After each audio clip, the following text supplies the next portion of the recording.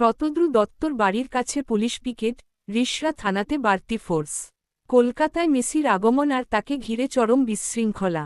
আর এই ইভেন্টের যিনি মূল উদ্যোক্তা তিনি শতদ্রু দত্ত রিষড়ার বাসিন্দা, যাকে ইতিমধ্যেই গ্রেফতার করেছে পুলিশ। রিষড়া বাঙ্গুর পার্ক এলাকায় বাড়ি শতদ্রুর।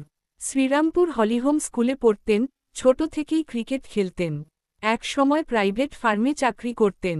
আগে জামাইবাবুর সঙ্গে ইভেন্টের কাজ, পরে সেই কাজে আরও বড় পদক্ষেপ। বিশ্বের শ্রেষ্ঠ খেলোয়াড়দের বাংলায় নিয়ে এসে চমকে দেওয়া শুরু করলেন।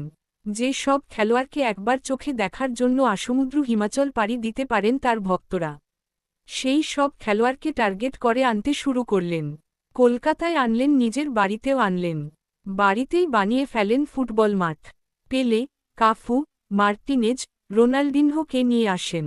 মেসিকে আনতে অনেক কাঠখড় পুড়িয়েছেন। মেসির বাড়িতে গিয়ে তার বাবার সঙ্গে দেখা করে রাজি করান।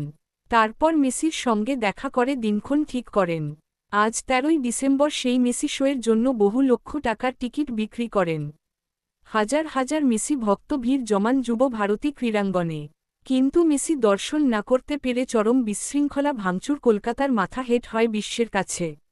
শতদ্রুর বাড়িতে যাতে কোনো অপ্রীতিকর ঘটনা না ঘটে তার জন্য পুলিশ পিকেট বসানো হয়। রিষড়া থানাতেও বাড়তি ফোর্স মোতায়েন করে চন্দননগর পুলিশ। শতদ্রুর প্রতিবেশীরা জানান, এর আগে যখন মার্টিনেজ এলো সব ঠিকঠাক ছিল।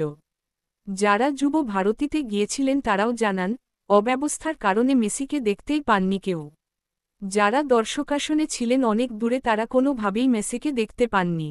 নেতা মন্ত্রীদের ভিড় ছিল মেসিকে ঘিরে। মাঠ প্রদক্ষিণ করেনি মেসি। মাত্র কয়েক মিনিট থেকেই মাঠ ছাড়েন মেসি। তাতেই ক্ষিপ্ত হয়ে ওঠে